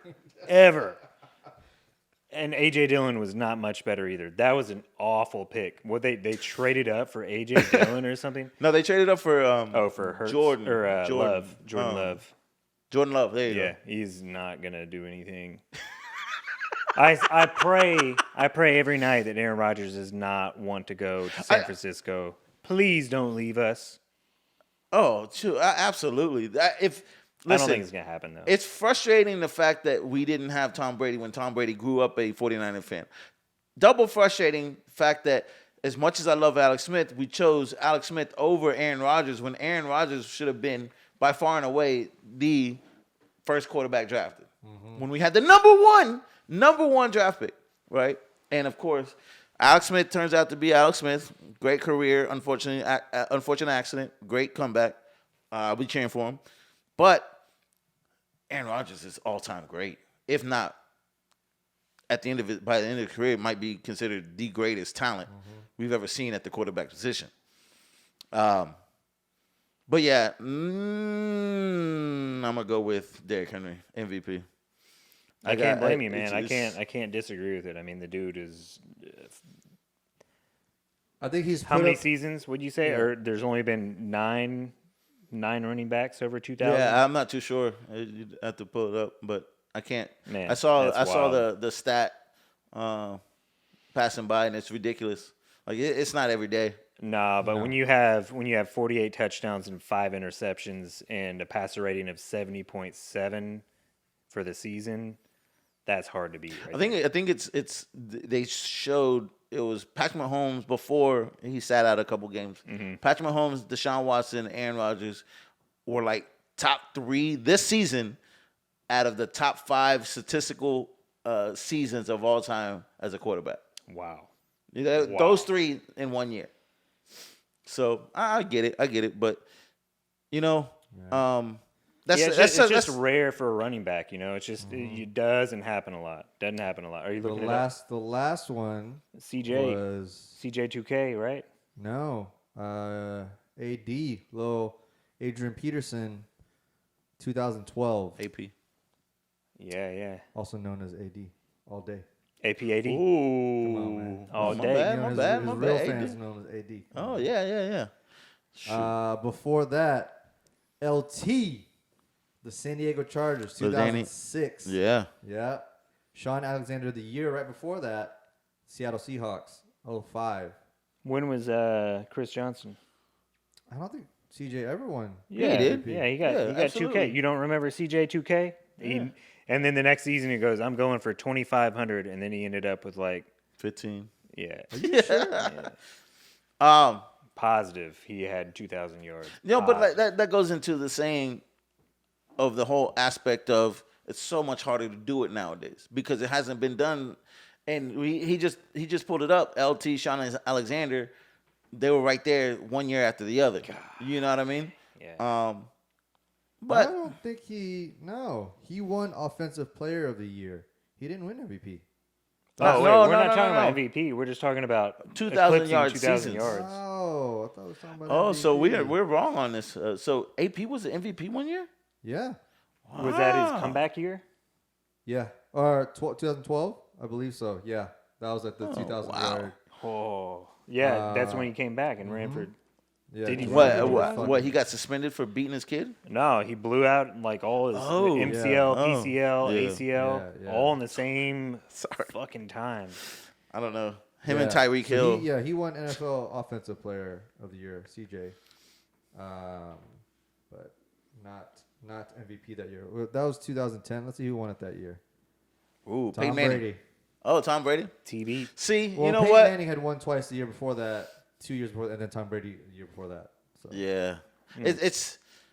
I was actually rooting for Russell Wilson to win MVP. He started out like he looked like he was going to get it, but Yeah, they struggled at the end there. But I feel like I've never drafted Russell Wilson because I've seen it every year. He never does well in the playoff fantasies. oh really? Y'all probably want to look that up, but it seems like he just doesn't show up at the end. He's just a game winner. He'll do just enough to win, but I don't think he ever goes off. I don't think they've ever had to been in that situation where he had to throw a lot or run a lot or something like the that. curse of being a winning team. Yeah, guys. Yeah, I've done that before. Like I've drafted based on like he's a really good player on a really bad team, but like Dak Prescott was always down, so he had to always throw. You know, so yeah, this year too, man. If he would have stayed healthy, 1997 have 2 MVPs? they might have. I Brett remember one. Favre and Barry Sanders. Wait, does that sound right? no, It wow. might be. Because that's one of the 2,000 yard seasons, 1997, Barry Sanders. But this says here that there's 2 MVPs. That was like his last year too. I will say, last year. going back to Barry Sanders, and what I think about him is the greatest player to not fulfill his career. Yeah. You know what I mean? Like just the I Lions always wouldn't let him out. They wouldn't let him out. So remember these bands that like Nirvana, like just what could have been, right?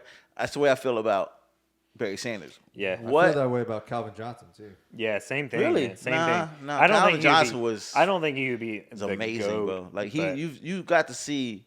Yeah, quadruple coverage. Yeah. 6 people on him, he would still catch a ball. No, the dude I'm was saying amazing. he did just as amazing things as Barry Sanders. But he quit. he's- He quit. He was just like. But I could see why he quit because of so many injuries. Barry Sanders didn't have those type of injuries. Not in the just as I guess prevalent to the camera as you could see. Like Megatron looked like by the end of his career he looked worse than Gronk did. Yeah. You know, and Gronk was putting he looked like a made up robot when he retired the first time.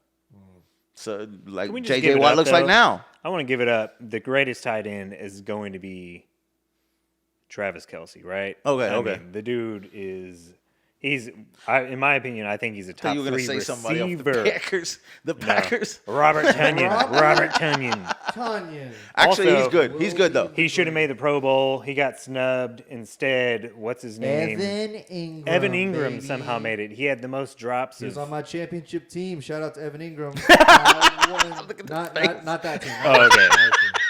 I think You know what, That Evan? face. Good I think for I you. had either Kelsey or Waller. So Isn't it scary drafting I had a you beat. tight end early though? You're just like, I don't like it. I just don't like I it. don't, but when they're that elite, I mean, it's just kind of. I just don't like it. I always want my stud receiver running back or running back or something like that. But that's you know? the thing. like the depth at tight end is so shallow. There's Right. 3 this year, right? Exactly. So I mean, if you can't land one of those, for sure, don't even worry about it until you get to the later rounds. But if you can, you'd be a fool not to most of the time. Of course, I drafted Kittle this year also. I think That they didn't looked it fucking up. pan out. Kelsey was wide receiver 3 or running back 4. Like that's where he would have been positioned had he been drafted as a wide receiver or running back. He's, in my opinion, he's like top 5 receivers in the league. Well, yeah, I mean, yeah. The Well, dude is obviously. ridiculous. Yeah. Ridiculous. But he also has the best quarterback of all time. Whoa. I'm sitting right here, dude. Where are the Texans right now? They sit at home. They sit at home. I'm just saying, Many Mahomes is ridiculous. circumstances. Are we saying the Chiefs are going to win the Super Bowl, or is there any chance the Bills can pull it out? I'm rooting for the Bills. I fucking love the Bills now. I want to see, but see, you keep saying that, right? But you get the Bills in Green Bay in the Super Bowl. I want to see. I want to see how. Good. I want to see That'll how be good. hardcore you're a Bills fan at that Oh, point. man. Oh yeah, at that point, I'm definitely rooting for the Packers. I think but, the Bills are the only team that could do it. I think I said think that so. last time. Yeah, that's the and only I team think that the could only beat way the Chiefs. to beat the Chiefs is you've got to outscore them. If you can hold Mahomes to 28, 32, and you can outscore that, that's the only way. I don't think you're gonna hold them to 14 or 21. It's not gonna happen. It's I just not actually gonna happen. want to see. It may be to my detriment as far as like him having a chance to come to the 49ers. But I actually want to see if it's not the Bills, I want to see the Packers do it. I want to Yeah, see I Aaron think it'd be Rodgers get cool. his second.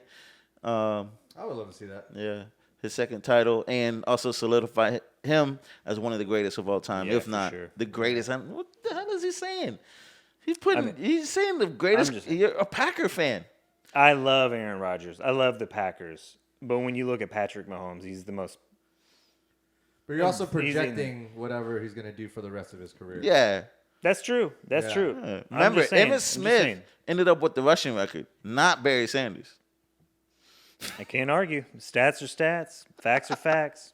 All right. Dat win. Greatest Cowboy of all time. That's all I got to say. Love it. What do you guys got going on? Oh, over here? sponsorship-wise, we have Loveland. We talked about them earlier. We also have Luce Coffee, which is also on 34th and Ella. They are amazing. Love their stuff. And then T-Sip over here. It is I believe, an all-female company out of the Heights, and they make some of the best tea ever. Blueberry sorbet is delicious as well. You can drink it hot Sounds or cold. It's all good. What you got going on, Khoa? What you got? Nothing special coming up? Oh, man, he's editing a sweet Come video. on, soon. man! Aren't 2 you? out of 3 championships. You know? It's just no big Yeah, deal. he's Not a big deal, dude. You know what I'm saying? What's happening on January 12th? Oh, nothing. That's a stupid day. It's Taco Tuesday. Hey, That's man, what's happening. I bless your mom for having such a good guy over here on January 12th, 1970. What? Somewhere around there. Yeah. Hey, if we don't get around to it, happy birthday. Appreciate it. Thank you. Happy New Year, everybody. You got any more to cover? No? Anybody special out there? Just your follow life. Follow Blueprint Film Company. Got some Yeah. cool things coming out. That's about it, man. Just stay tuned. We'll see what happens with all this shit. Sorry we didn't get into Rockets talk and basketball and all that nonsense, but there's plenty. Yeah, we got got a a full season to go. 72 game season ahead of us, so we'll be back to that. Trust me, trust that will come around. Let's see if James Harden's still on the team when we get to that point. So, all right, ladies and gentlemen, this is the Sports Trap Podcast. Thank you for hanging out with us for a little bit, and we'll see you next week. Peace. Yeah. Boom. Boom. Yes.